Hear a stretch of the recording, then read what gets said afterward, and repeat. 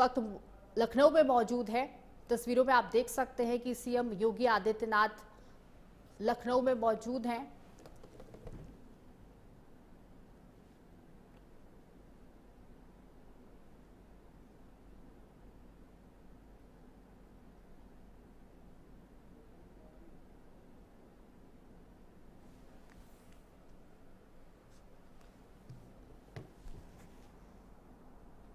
लखनऊ में सीएम योगी आदित्यनाथ 72 परिवारों को आज फ्लैट आवंटित कर रहे हैं। तस्वीरों में आप साफ तौर पर देख सकते हैं।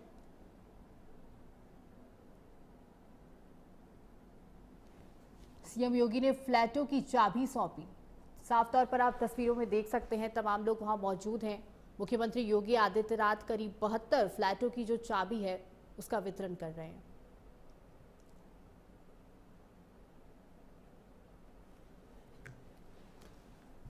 लखनऊ में इस वक्त मौजूद है मुख्यमंत्री योगी आदित्यनाथ।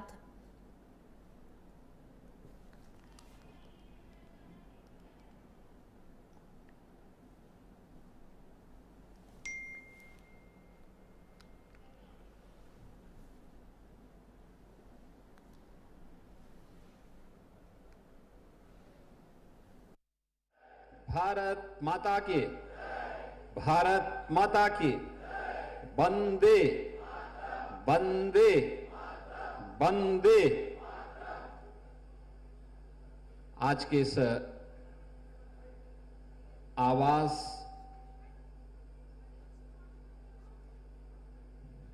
की चाबी उपलब्ध कराने के समारोह में उपस्थित प्रदेश सरकार में मंत्रिमंडल के मेरे वरिष्ठ सहयोगी, वित्त और संसदीय कार्य विभाग के मंत्री और लखनऊ के प्रभारी मंत्री श्री सुरेश कुमार खन्ना जी, पूर्व डिप्टी सीएम और राज्यसभा के माननीय सांसद डॉक्टर दिनेश शर्मा जी,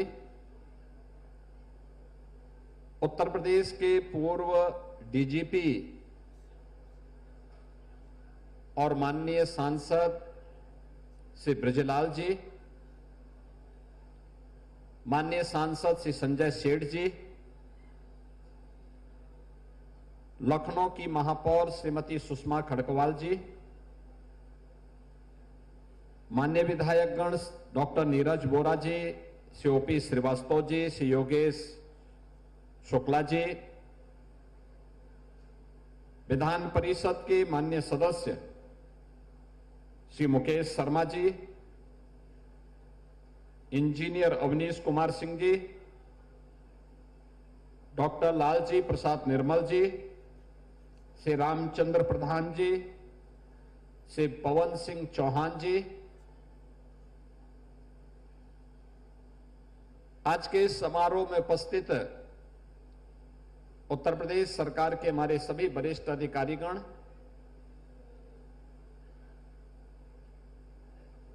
आवास विभाग, लखनऊ विकास प्राधिकरण से जुड़े हुए सभी अन्य वरिष्ठ अधिकारीगण, सम्मानित अतिथिगण और उपस्थित बहनों और भाइयों, आज कार्तिक पूर्णिमा का पावन पर्व है और इस पर्व पर मुझे लखनऊ में इन जरूरतमंदों को प्रधानमंत्री मोदी जी के विजन के अनुरूप एक एक आवास उपलब्ध करवाने का सौभाग्य प्राप्त हो रहा है। मैं कार्तिक पूर्णिमा की पूरे प्रदेश वासियों को हृदय से बधाई देते हुए, जो लाखों की संख्या में श्रद्धालु अलग अलग नदियों में, सरोवरों में स्नान कर रहे हैं, गढ़मुक्तेश्वर में, टिगरी में, सुखतीर्थ में, बदायूं में, प्रयागराज में, काशी, अयोध्या और अन्य सभी पवित्र नदियों में लाखों की संख्या में श्रद्धालु आज स्नान करके पुण्य का भागीदार बन रहा है। और ये मेरा सौभाग्य है कि मैं इस अवसर पर लखनऊ में एक कुख्यात माफिया से खाली कराई गई भूमि पर इन लाभार्थियों को आवास आवंटन के कार्यक्रम के साथ जुड़ रहा हूं। मैं प्रदेशवासियों को कार्तिक पूर्णिमा की और आवास प्राप्त करने वाले सभी उत्तर प्रदेश के नागरिकों को हृदय से बधाई देता हूं, अपनी शुभकामनाएं देता हूं। आज का एक कार्यक्रम केवल एक कार्यक्रम नहीं है, यह अपने आप में एक संदेश भी है कि अगर किसी गरीब की, किसी व्यापारी की, किसी सार्वजनिक संपत्ति की और किसी सरकारी भूमि पर किसी माफिया ने, किसी अपराधी ने कब्जा किया तो उसका यही हाल होगा जो यहां पर हम लोगों ने किया है और वही हाल होगा जो प्रयागराज में इससे पहले हम लोगों ने किया है। बहनों और भाइयों, ये लखनऊ की सबसे प्राइम लोकेशन है, सबसे प्राइम लोकेशन। एक आवास जिसे एलडीए ने 10,70,000 में उपलब्ध करवाया है, अगर मार्केट रेट के हिसाब से इसको देखा जाए तो ये कम से कम 1 करोड़ में पड़ती यहां पर। लेकिन रियायत करते हुए मेरी इच्छा थी कि जब माफिया से खाली करवाएंगे तो माफिया से खाली कराने के बाद हम इस लैंड पर गरीबों का आशियाना बनाएंगे, क्योंकि माफिया से खाली होगी तो गरीब का आशियाना ही उसमें बनना चाहिए। और ये उन लोगों के लिए भी संदेश है जो लोग माफिया को अपना शागिर्द बनाते हैं, उनके कब्र में जाकर के फतिया पढ़ते हैं, उन माफिया को गले लगा करके गरीबों का शोषण करते हैं या करवाते रहे हैं। अब उत्तर प्रदेश में तो नहीं कर पाएंगे, उत्तर प्रदेश की जनता तो उनकी असलियत समझ चुकी है, इसलिए उनको जवाब देती है। लेकिन ये सभी जगहों के लिए बराबर लागू होता है। ये माफिया किसी के नहीं है, ये पेशेवर अपराधी किसी के नहीं है, ये हर गरीब का शोषण करते हैं, ये हर व्यापारी का अपहरण करके प्रॉपर्टी बनाते हैं और सामान्य नागरिकों के लिए, बहन और बेटियों की सुरक्षा के लिए इनके गुंडे, इनके गुर्गे हमेशा खतरा पैदा करते रहे हैं। और इसीलिए जब 2017 में आदरणीय प्रधानमंत्री जी ने मुझे उत्तर प्रदेश में सेवा का अवसर दिया तो हमने पहले दिन ही तय किया था कि उत्तर प्रदेश की जो छवि है इसको बदलना है। उत्तर प्रदेश के बारे में जो नकारात्मक छवि देश और दुनिया में है इसको हमें बदलना होगा और इसके लिए अपराध और अपराधियों के प्रति, माफिया और माफिया प्रवृत्ति की किसी भी प्रकार के कृत्यों के प्रति हमें जीरो टॉलरेंस की नीति के तहत कार्य करना होगा। और आपने देखा होगा पिछले 8.5 वर्ष में बिना रुके, बिना डिगे, बिना झुके अनवरत रूप से ये कार्रवाई चली है। और मैं उन लोगों से जो अब भी इन माफियाओं के साथ सहानुभूति रखते हैं उन सब से कहूंगा कि वे अपने पैरों पर कुल्हाड़ी मार रहे हैं। अपने संगठन, अपनी संस्थाओं की अपूर्णीय क्षति कर रहे हैं।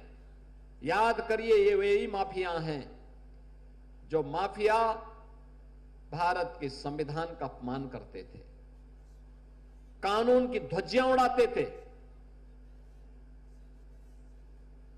इनके लिए अधिकारी का कोई मतलब नहीं, इनके लिए अपराध मायने रखता था और अपने अपराध से छाती ठोक करके ये उस समय की सरकारों को झुकाया करते थे। और उस समय के सत्ताधारी दल भी इनके सामने नतमस्तक होकर के घुटना टेकने के लिए इन अपराधियों के सामने किस प्रकार से गिड़गिड़ाया करते थे आपने देखा होगा।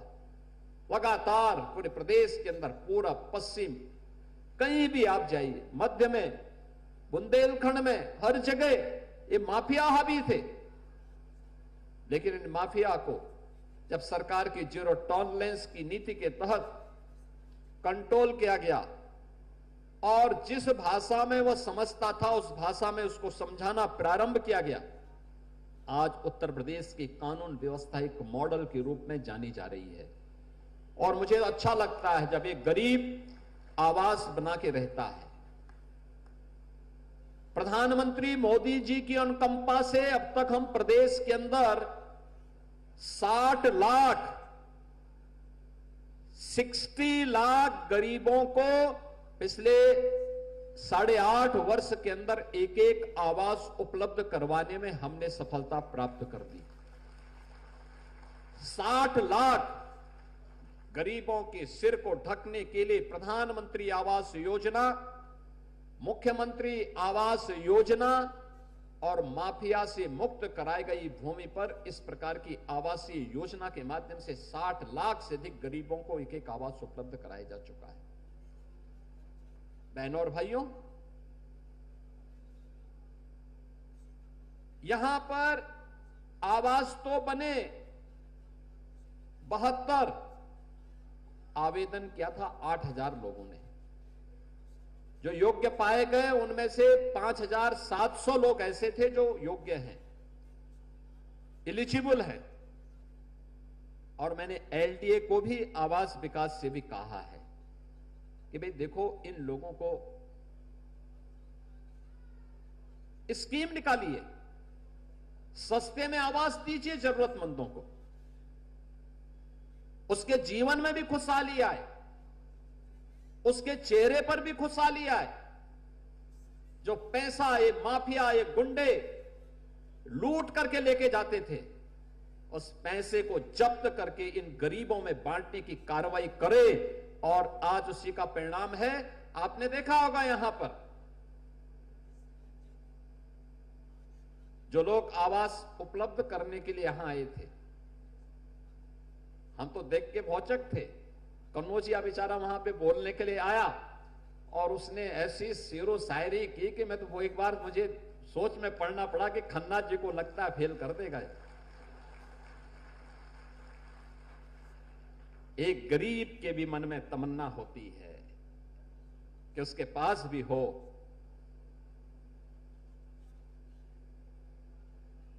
यानी उसके पास भी अपना घर हो। स्वाभाविक रूप से हर व्यक्ति को यह अधिकार है और तभी तो बता पाएगा अपने नातेदार, रिश्तेदारों को, परिवार के लोगों को कि हां, मैंने अपनी कमाई से ये खरीदा है और मुझे प्रसन्नता है। ये इसलिए मैंने कहा प्राइम लोकेशन है क्योंकि डीजीपी का आवास इसके ठीक सामने है। और आप सोचो कैसे आवास थे, कैसे यहां पर डीजीपी आवास के ठीक सामने समाजवादी पार्टी की सरकार के समय एक माफिया भूमि पर, सरकारी भूमि पर कब्जा करके अपनी आलीशान कोठी खड़ी कर देता है। कोई पूछने वाला नहीं, कोई जांचने वाला नहीं, उनके गुर्गों को कोई रोकने वाला नहीं। और जब उस माफिया को गिरफ्त में लेना प्रारंभ किया तो उसको बचाने के लिए मैं देख करके दंग था, कैसे कैसे लोग उसको बचाने के लिए पैरोकार बन करके उसकी पैरवी करते हुए दिखाई दे रहे थे। बहनों और भाइयों, समाज के विकास का सबसे बड़ा बैरियर है ये माफिया वृत्ति। समाज के लिए यह आपराधिक वृत्ति सबसे बड़ा कोड़ है। इसको अगर हम उखाड़ेंगे नहीं, ये उखड़ेगा नहीं, विकास नहीं हो सकता। और यही जो जीरो टॉलरेंस की नीति उत्तर प्रदेश के अंदर लागू की गई, आज उसके परिणाम सामने हैं। आज उत्तर प्रदेश जो बीमारू राज्य था, आज वह कोई भी व्यक्ति उत्तर प्रदेश का हो, देश का हो, दुनिया का हो, यह मान सकता है उत्तर प्रदेश अब यानी अनलिमिटेड पोटेंशियल का प्रदेश बन चुका है, यानी असीमित संभावनाओं वाला प्रदेश बन गया है। ये वही प्रदेश है जिस प्रदेश में दंगे होते थे, पर्व और त्योहार के पहले कर्फ्यू लग जाता था, अराजकता थी, बेटी और बहन असुरक्षित थी, व्यापारी अपना व्यापार नहीं बढ़ाता था, उद्यमी नया निवेश करने को तैयार नहीं था। और आज मैं कह सकता हूं कि भारत ही नहीं, दुनिया का हर बड़ा उद्यमी उत्तर प्रदेश के अंदर निवेश करने को तैयार है, हर बड़ा उद्यमी उत्तर प्रदेश के अंदर। और यही परिणाम है, हम लोगों ने पिछले 8 वर्ष के अंदर 15 लाख करोड़ रुपए से अधिक के निवेश के प्रस्ताव जमीनी धरातल पर उतारे हैं। 5 लाख करोड़ रुपए से अधिक के निवेश के प्रस्ताव हमारी पाइपलाइन में हैं, और हमें कुल प्रस्ताव जो प्राप्त हुए वह लगभग 45 लाख करोड़ रुपए के हुए हैं, जो हम लोगों ने जमीनी धरातल पर उतारने में सफलता प्राप्त की। बहनों और भाइयों, आज इसीलिए मैं आप सबसे कहना चाहूंगा, ये निवेश हो रहा है तो उत्तर प्रदेश के नौजवानों को यूपी के अंदर ही कार्य मिल रहा है। आप याद करिए, जिन लोगों ने उत्तर प्रदेश को बदनाम किया, उत्तर प्रदेश को बीमारू बनाया, उत्तर प्रदेश को माफिया की गिरफ्त में लाया, ये वही लोग हैं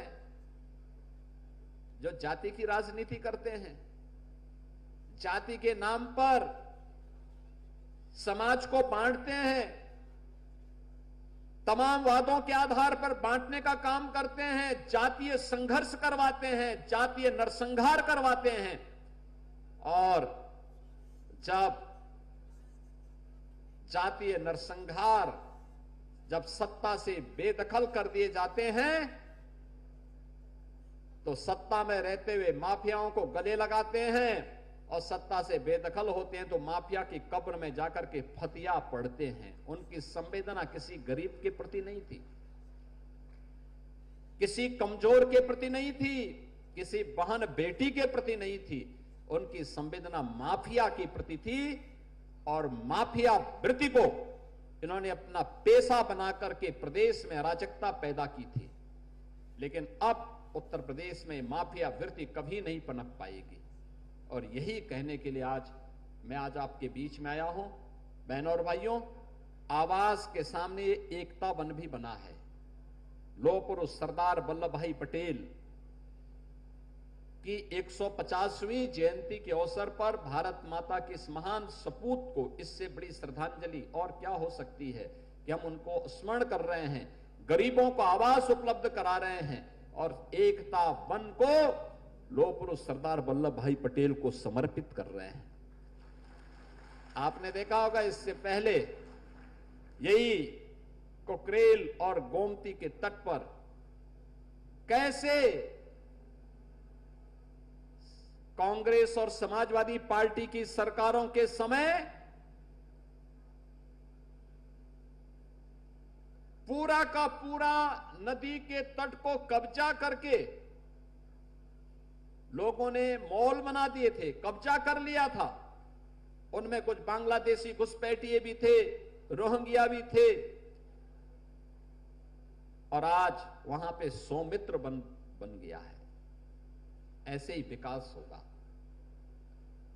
बहनों और भाइयों, सरकार जैसे यहां पे एकता वन बना करके लौह पुरुष को अपनी श्रद्धांजलि अर्पित कर रही है, ऐसे ही हर जनपद में हम लोगों ने उत्तर प्रदेश के नौजवानों के लिए रोजगार की दृष्टि से सरदार वल्लभ भाई पटेल एम्प्लॉयमेंट सेंटर, जहां पे क्लस्टर विकसित होंगे, जिसके माध्यम से हम नौजवानों के लिए स्किल डेवलपमेंट और उत्तर प्रदेश के किसी भी कार्य इच्छुक व्यक्ति को जिसके पास कोई कार्य नहीं मिल पाया है या जो उत्तर प्रदेश के अंदर कार्य करना चाहेगा, उसका स्किल डेवलपमेंट भी करेंगे और उसको एम्प्लॉयमेंट की सुविधा भी उत्तर प्रदेश के अंदर देने जा रहे हैं। ऐसे सभी 75 जनपदों में इस प्रकार के कार्यक्रमों को युद्ध स्तर पर हम आगे बढ़ाने के कार्यक्रम को हम लोगों ने शुरू कर दिया है, और बहुत शीघ्र आप देखेंगे इसके बेहतर परिणाम सामने आएंगे। आज उत्तर प्रदेश नए भारत का नया उत्तर प्रदेश है। नए भारत में आज विकास है, विरासत का सम्मान भी है, नौजवानों के लिए रोजगार भी है, अन्नदाता किसानों का सम्मान भी है, व्यापारियों के उत्थान के लिए भी सरकार की स्कीम और पॉलिसीज काम आ रही है। ऐसे ही अन्य कार्यक्रमों के साथ उत्तर प्रदेश लगातार नौजवानों के नौकरी और रोजगार के लिए, बहन और बेटियों की सुरक्षा और उनके स्वावलंबन के लिए समाज के प्रत्येक तबके को सम्मान दिलाने के लिए लगातार प्रयास कर रही है।